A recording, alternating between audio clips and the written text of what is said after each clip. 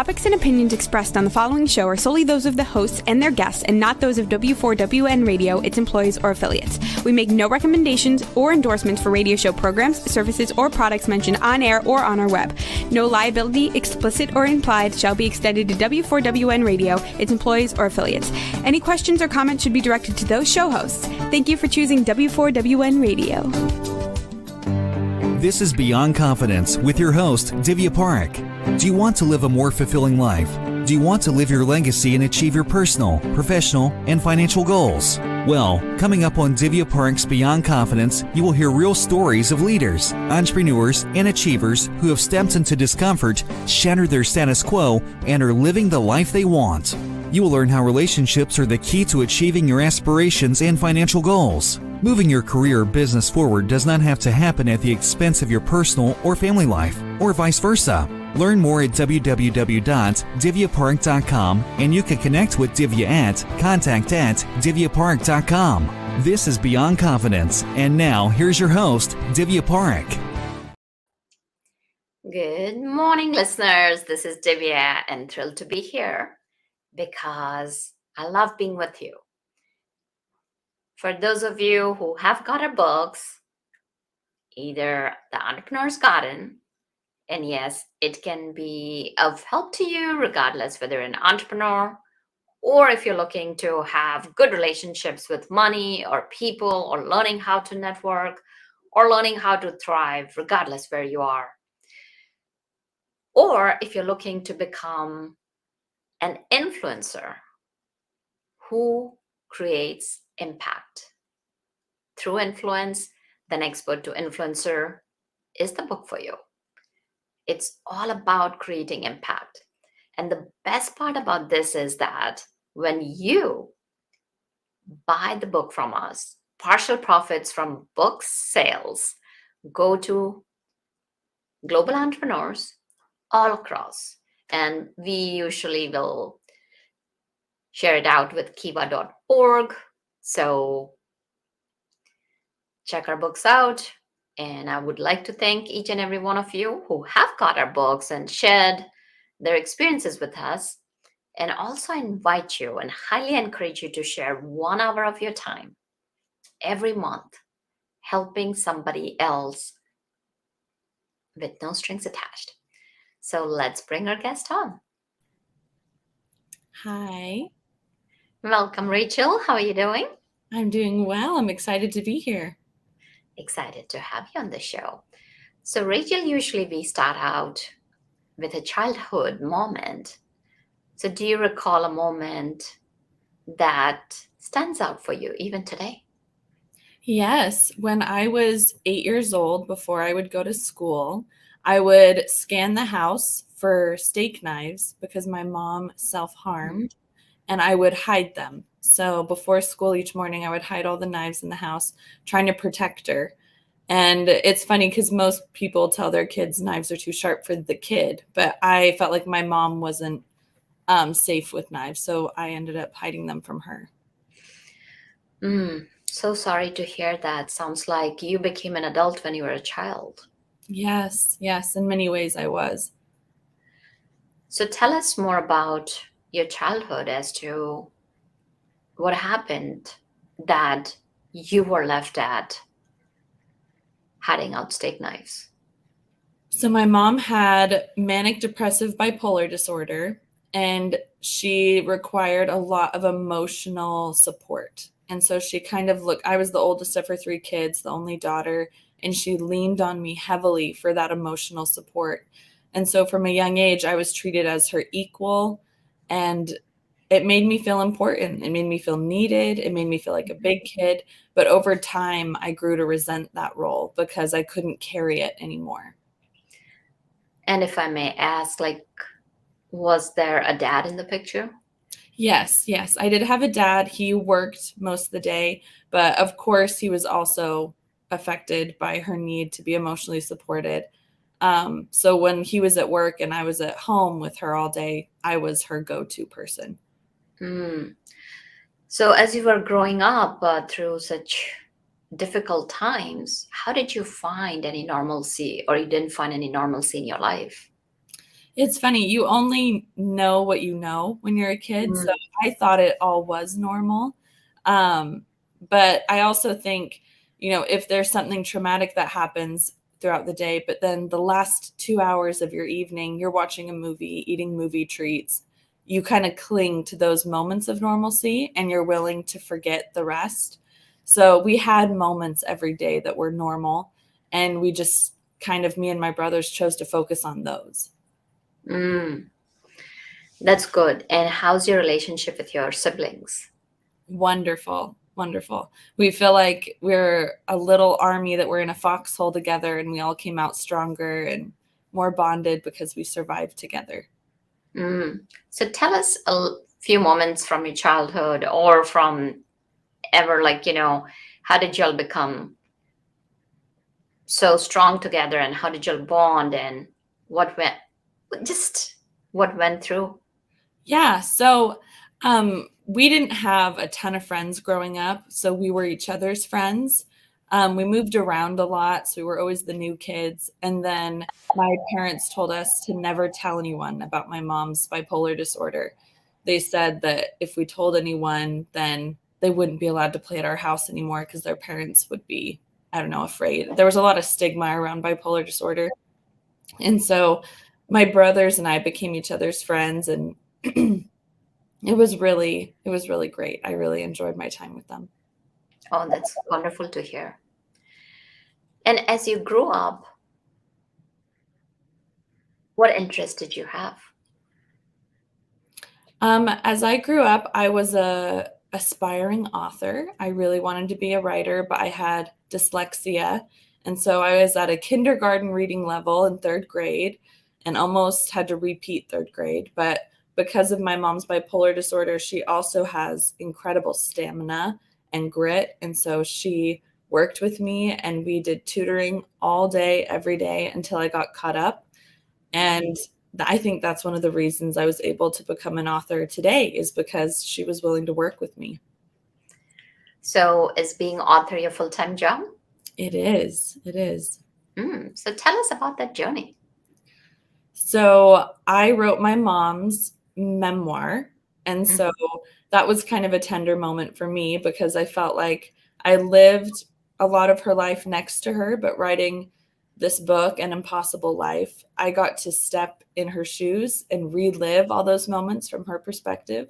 And we did a lot of laughing. There was a lot of funny stuff she did. And then it was just very tender. That book is definitely my love letter to her. Very profound. So you mentioned that initially, when your mom leaned on you, you felt important. And then as you grew up, you started resenting that. When did that happen? And tell us about the emotions that you experienced.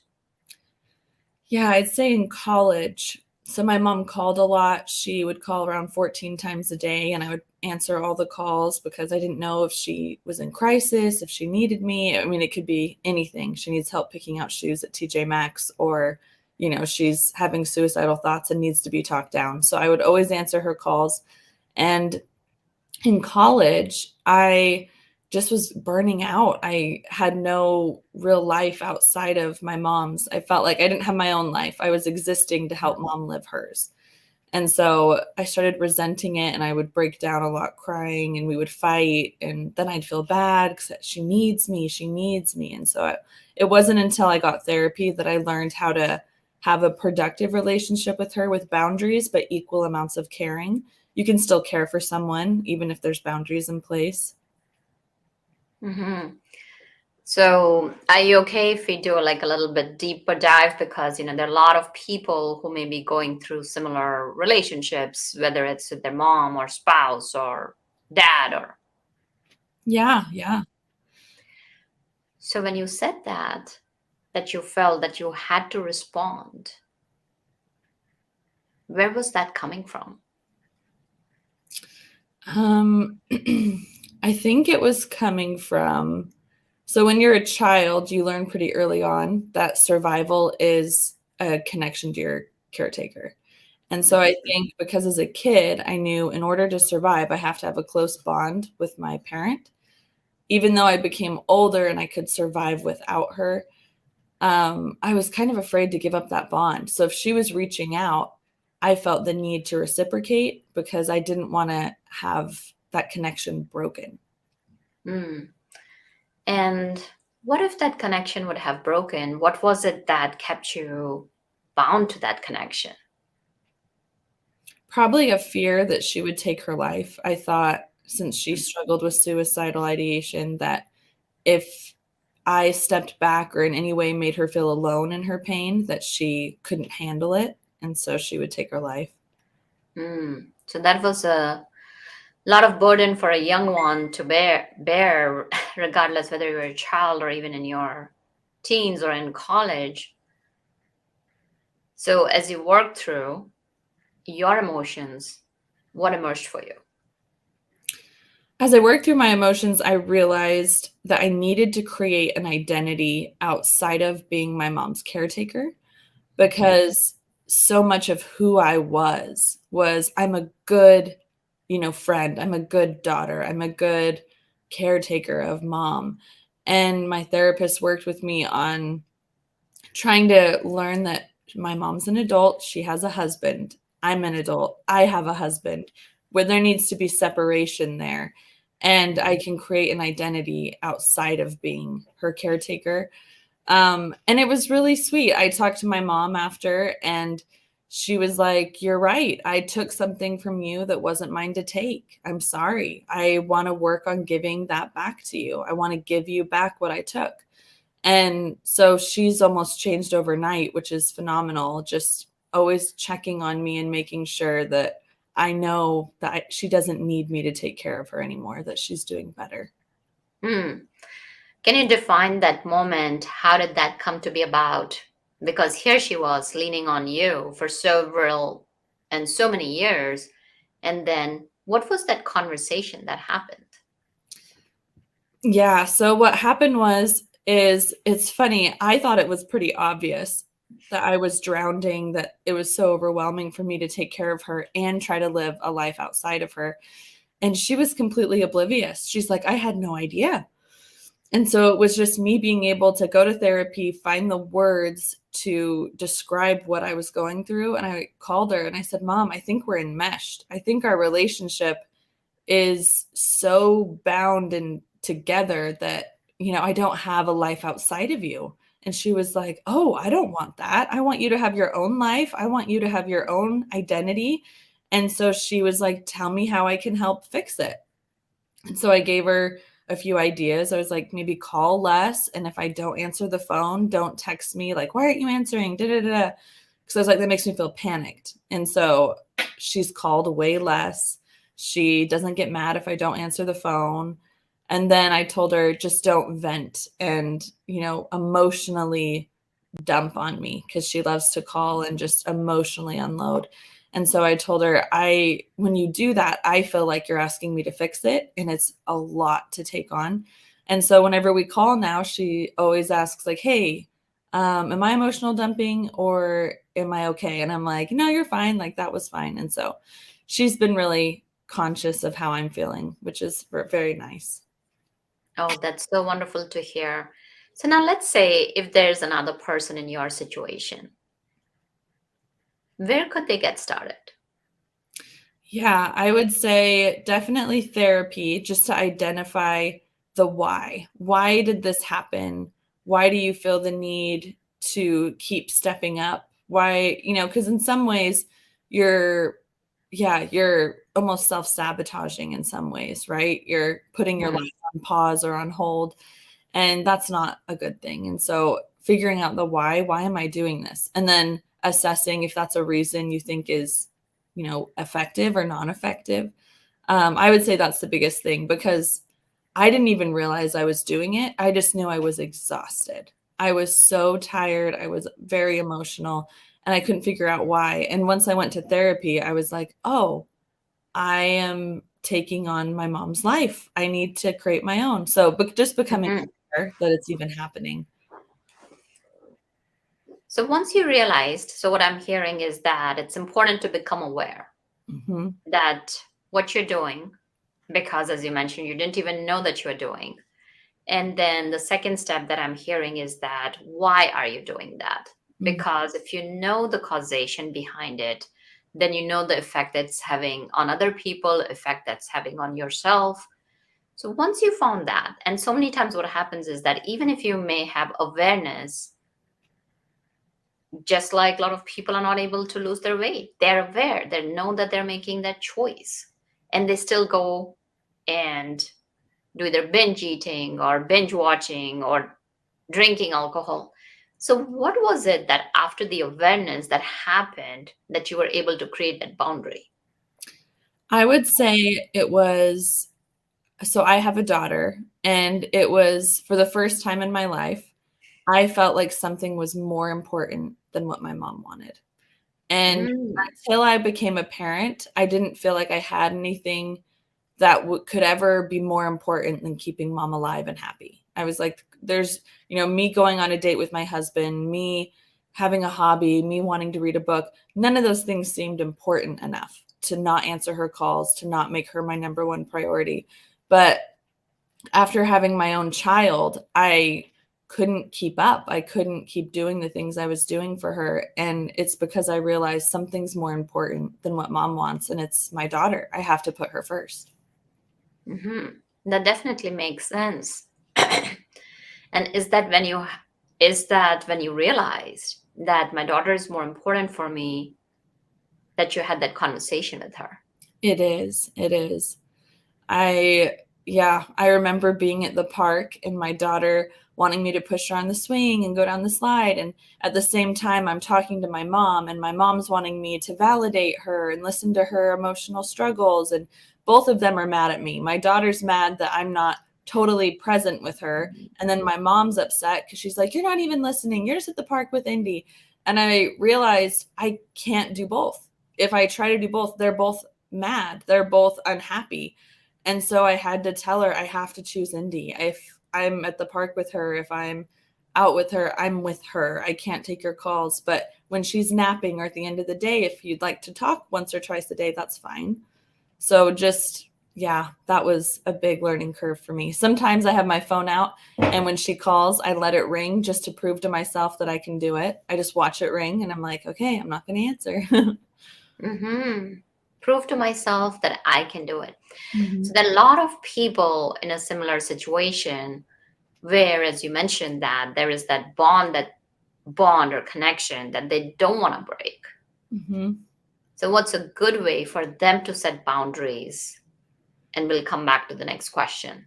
So the first step is, what I'm hearing is that you had to set boundaries. First step was having that conversation Yeah.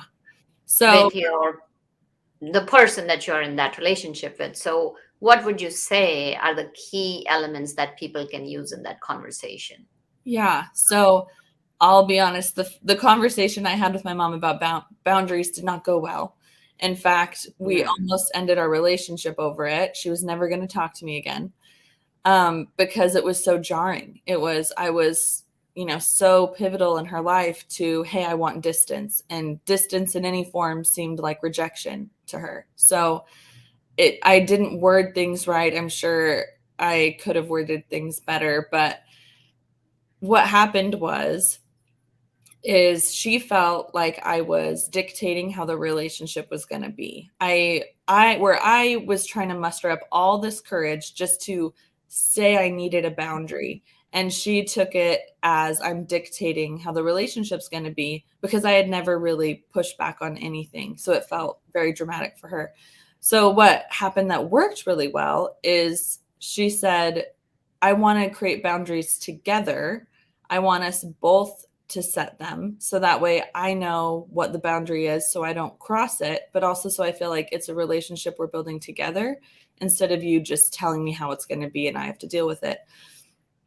And so that worked for us. We just created the relationship together by discussing the boundaries and saying, is that something you're okay with? Is that something I'm okay with? And if not, then talk it out. Why not? Right? Mm-hmm. So from what it sounds like is that first is, it's really important to muster up the courage and have the difficult conversation, because if you're not going to have the difficult conversation, the other person may not even know what's going on, and your relationship is not even healed. And when anything is out of balance, it's going to take a toll Correct. on the relationship, on the person. And why you're having that conversation is bring in both the parties. And this can go for anyone, whether in personal or professional relationship, and let them be part of the solution. Because when both the parties or three parties, doesn't matter, when people are in agreement of what's being discussed and what needs to be achieved, then they feel like they have a voice, they're being heard, and then they're more apt to comply with it or follow through those actions. What are your thoughts? I think you nailed it. Yeah, that's exactly it. And people have more emotional investment in it because it's like a boundary they now care about too, because they helped make it. Where if it's a boundary only you created, there's not a lot of emotional connection for them to be like, yeah, that's something I want to adhere to. But I think you nailed it. By creating it together, they understand the goal and where we're trying to get. I really like what you talked about, emotional investment. They're emotionally invested because they were the ones also who came up with it. And then it's also a challenge for them. So as you started doing this, was it an instant result that you all saw, or did you all have any ups and downs when you had to be the strong one to say, like, okay, this is what we agreed upon, and even if the phone's going to ring, I'm not going to pick it up? Yeah, I would say my mom was really fast to change. She was very quick to go, okay, I understand, the goal. I understand what my child needs, and I'm going to give it to them. Where I was more the one who struggled to keep the boundary, more like mentally. I would say mentally, I still felt very connected to her, and I struggled to kind of detach. And if she ever was upset, and even if she's not asking me for help to fix it, I would just see that she's upset and be like, oh, I need to go and help her. And she was like, no, this is mine. But it's still hard for me to just Right. kind of remind myself. But it's a process and it's getting a lot better. It's a process. You said that. So there are a lot of people, sometimes what happens is that they start the journey and they find, and in your case, your mom changed faster. And for you, it had to take time to detach, because this was something you had been doing for years, and it's not just easy. It's not a switch that you can turn it on and off with just a flick.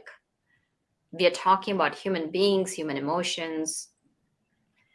What would you tell our listeners, somebody who's mustered up the courage and now taken the first step and they're going through that cycle? What can they do to stay the course?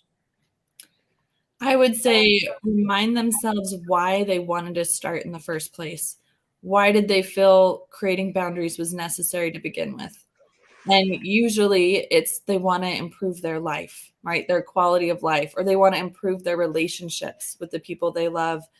And I think those are great reasons to stay committed. So just keep reminding yourself why when it gets hard. It's, oh, I want to have a really good relationship with this person. I value this person. I want to improve the relationship, or I want to improve my life. I want to, be able to have more boundaries for X, Y, and Z reasons. Yeah, the why. So important. Like, why do we do what we do? And that was the first thing that you had mentioned as we started our conversation. And that why is so important. Like, recognizing that why, because there will be difficult times. There will be times that you fall down. There will be times that you fail. And one of the things is also having realistic expectations of yourself, allowing that self-compassion, because things are going to take time to change. And when you have realistic expectations, when you expect yourself to fail, you'll continue the work because your why is more important than that little action. So how much time would you say took you and your mom to kind of get into that footing where you were comfortable and where you knew that, like, okay, now I can definitely be okay not picking up the phone? I would say probably like 3 to 6 months Hmm. for me. For her, I think it was a lot faster, but for me, it was around 3 to 6 months. And how would you say, like, the idea of writing her memoir come to you? She actually asked me. She really wanted to have her life story written, but she didn't feel like she could write it. And so she asked if I would. And yeah, we kind of took on the challenge together. And that's very courageous of her to put her life out there for anyone, everyone to read, dissect, evaluate. Yes, especially after being so afraid for most of my childhood. She didn't tell anyone about her bipolar disorder because she was afraid of being judged. And then, yeah, her dad died of suicide. And she said, "That's Mm. it. I'm done being quiet. I need to do something good with this illness." And so she had me write her life story, and it's been helping a lot of people. Oh, that's so wonderful. So can you share how long did it take you to write her memoir, and what was that journey like? Yeah, it took 8 months to write and then another 8 months to edit. So it took just as long to edit as it did to write. But yeah, the journey was very hard. Anyone who's written a book can tell you it's very hard. I'm sure you know. But it was also very fulfilling to get all the emails of how much it's touched people. And so Hmm. we love going on Amazon and seeing the reviews come in. We're like, oh, it's helping people. And when you were writing, were there moments when it was difficult to come to terms, or were there any situations where it became highly emotional? Yeah, there were many times where, my mom wanted to be open about her illness, but there were certain things she didn't want to share. And I would kind of push back on her. I'm like, no, we got to put in there about the self-harming. We got to put in there about, this stuff. And she was like, no, they're going to think I'm a bad mom. And I said, I think when people are honest, they don't get met with as much judgment as they do compassion. And so we were very careful, and we made sure to write the book in a way where people could understand her inner dialogue and understand where she was mentally when she made some of the choices she made. So that way it wasn't as cut and dry. It wasn't just an easy situation to judge. It was a very human experience. Hmm. And you really brought that up beautifully. It's that there was a lot of grays between that black and white, that it was not just cut and dry where you can just kind of pick it up and say, like, okay, this is what happened, because it's a human being. And it's great that, like, now mental well-being is becoming more mainstream. Mhm. And yes, there is still stigma associated, and it's important that we continue raising awareness. So once you publish the book, how are you getting the word out there? So we went on a book tour, and we were interviewed in all 50 states on local and national TV. And that kind of got the word out, I would say. And so it's fun because we get emails from people in all these different states, and we're like, oh, they probably, watched the segment we were on or something. But we have it on audio, Kindle, and paperback, just because I know Mhm. a lot of my uncles like to listen to books in the car. So I was like, all right, we got to do audio too. And did you read your own book? I did not. I did not. I wasn't confident in my ability to do different voices for characters. No, most people don't. And people who are professionals, that's what they've done their whole of their lives. And it's important to recognize. So now, coming back to your little one, how would you say is your relationship with her? Oh, it's so great. She's turning 2 in October, and so she's still just a tiny little thing, but she is fierce. She's very demanding, and yeah, she's a very passionate little person. So I love seeing her develop and change each month. And how do you see yourself as a mom? And what do you want to bring into the relationship so that she will grow to be a strong, confident young woman? I feel very passionately about always making sure I'm helping her become her own person. So whether that's how she dresses herself or how she wants to eat her food, I want her to have a lot of autonomy, and I want her to feel capable to do life without me having to assist in everything. And so I try really hard to teach her just how to do practical skills so that way she can continue being confident in her ability. Mm-hmm. And let's say you wrote love letter to your mom. Now, if you were to write a love letter for your daughter who's going to grow up, let's say when she grows up, what would that look like? Oh, that's a good question. I would say a love letter to my daughter would look like probably a little highlight reel of all of our moments together. I would probably write a little short book about, all my favorite times with her and the hard times, just so she can see, that sometimes the hard times are lovely too, because they show that you were willing to stick them out for each other because you thought they were worth it. But I think, it would be, I keep a journal of all of the things she does, and I would probably use that. And what would you tell her so that she knows how to keep on building that strong relationship with you? I would tell her that I love her and that she can trust her own intuition. I trust that she has a good head on her shoulders and that I'll always be there for her. That we are each other's, friends, and we are each other's cheerleaders, but I'm also her mom. I'm more her mom than anything else. Mm-hmm. And what's your message to all the moms out there? You're doing a great job. It's very easy to feel like you're not doing enough, but when it comes down to it, kids just want to be loved. That's really it. My mom loved me, and even despite, making some choices that were hurtful, because I knew she loved me, it was easy for me to love myself. And so as long as your kid feels valued and loved, they're going to turn out just fine. That's beautiful. And going back to the initial journey, you did mention resentment. So how did you move from resentment to forgiveness to having a good relationship with her? I'd say therapy was key, and then open communication with my mom. My mom's a very open book, so it's very easy to have hard conversations with her, which is a gift. I would say being able to tell her how hard it was for me made it easy to move on, because in relationships where you can express yourself fully, it's easier to heal.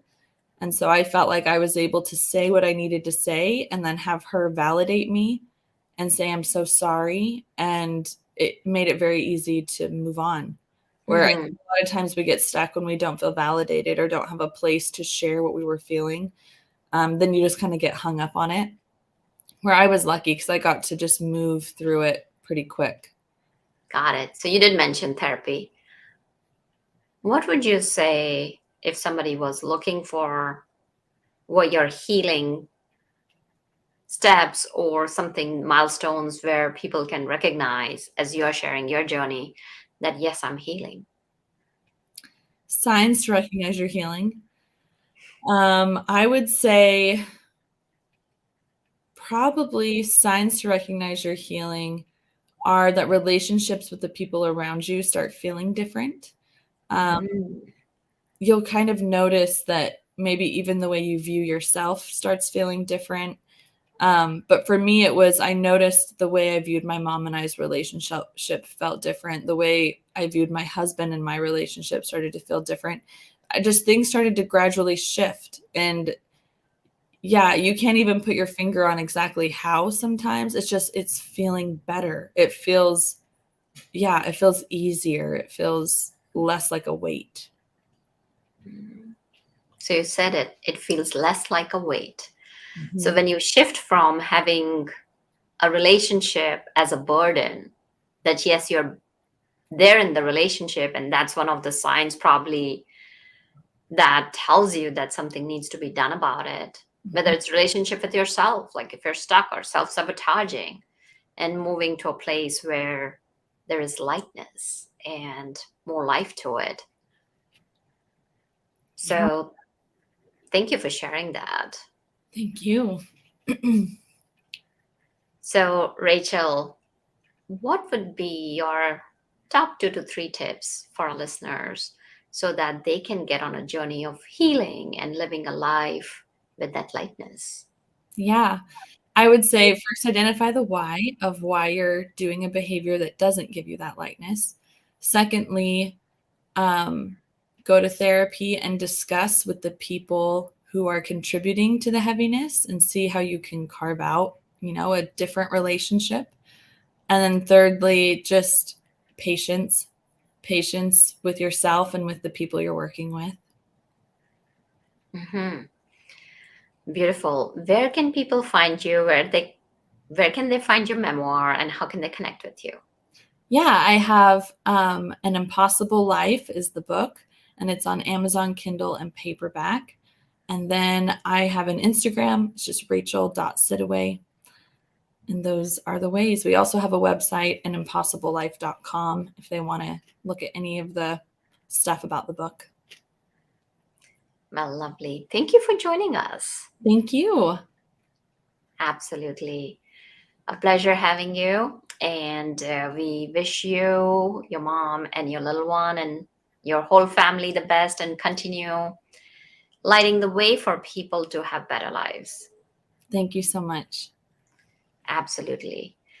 Thank you, listeners, for joining us, because without you, the show would not be possible. And thank you, Juan, for all the technical support that you provide.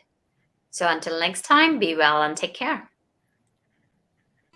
Thank you for being part of Beyond Confidence with your host, Divya Parekh. We hope you have learned more about how to start living the life you want. Each week on Beyond Confidence, you hear stories of real people who have experienced growth by overcoming their fears and building meaningful relationships. During Beyond Confidence, Divya Parekh shares what happened to her when she stepped out of her comfort zone to work directly with people across the globe. She not only coaches people how to form heart connections, but also transform relationships to mutually beneficial partnerships as they strive to live the life they want. If you are ready to live the life you want and leverage your strengths, learn more at www.divyaparekh.com. And you can connect with Divya at contact@divyaparekh.com. We look forward to you joining us next week.